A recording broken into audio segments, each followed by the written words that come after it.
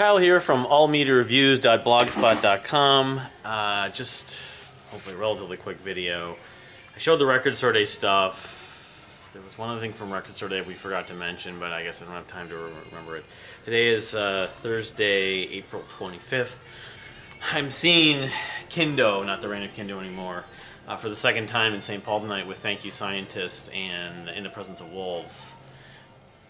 Write something in the blog probably about it. I don't know if I'll make a video maybe. I'm off today, tomorrow, and this weekend I have my niece's bar mitzvah. Of course I'm amidst house hunting and stuff like that, so we've looked at like something along the lines of 30 homes at this point, or 25 to 30. We're looking at another one tomorrow, but it's frustrating because it's a seller's market, but I know more than I knew a few months ago, that's for sure, but I know what I would like and don't like. We're going to have a music room, and then hopefully I can make YouTube videos on a more regular basis at that point. So I can show a couple items. This I bought a couple weeks ago. It came out, was it late March?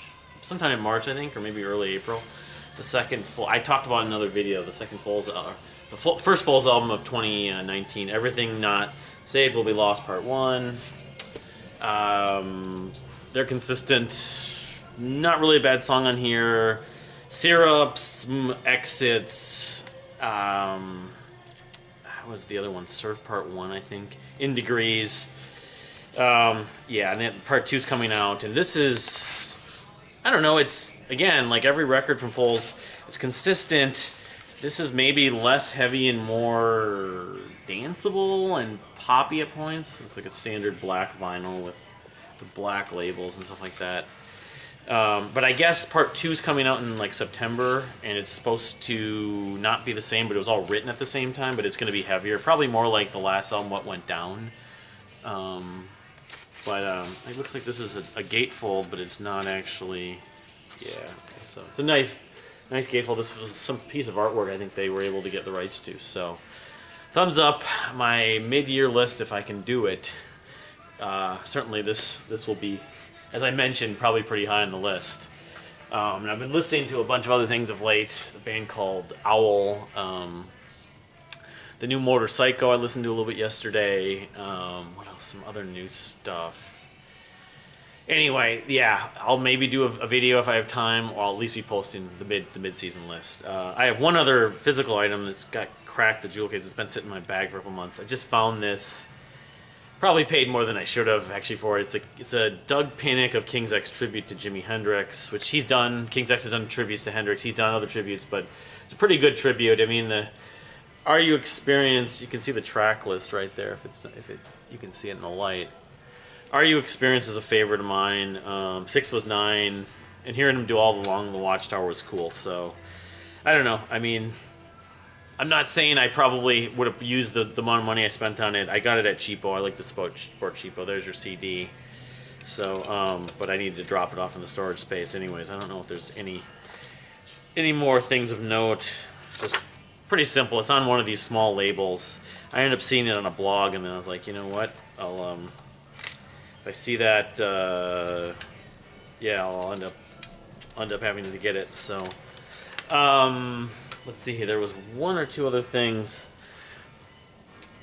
Stuff I posted about Kill Parks and this thing for 89.3 and their top 893 songs since the year 2000, songs of the 21st century.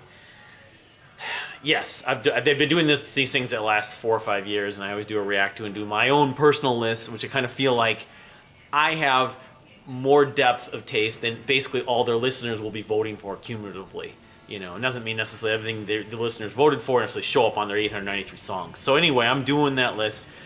First, I've just come up with artists, and I've come up with over 500 now. I'd say at least 50 to 100, maybe 150 are kind of fringy artists that I knew in the past. I couldn't name you a song off the top of my head. I don't even know if I can name you an album, but I know I've liked. I even own some of the music, like the Stills, bands like that, Mason Proper, Kill Parks, so that would be another example. So my definitive list, my list that's going to get posted may not be 893 songs, may not be 1,000 songs, may not even be 500 songs, but it might, or what it more likely will be like 2 to 3 to 400, with taking their lists, as I posted last year, and saying how many artists had more than one song, and I get to choose that many artists with more than one song. So I can choose like 8 Oceanside songs or 5 Ben Sinister songs, or 12 Pain of Salvation songs. So, fun exercise, not exactly short. So between that and the mid-season, but I remember I ran into this last year. I never even posted the list. I've done lists the year before, but I did my vote. I voted for 10 songs, mostly prog epics.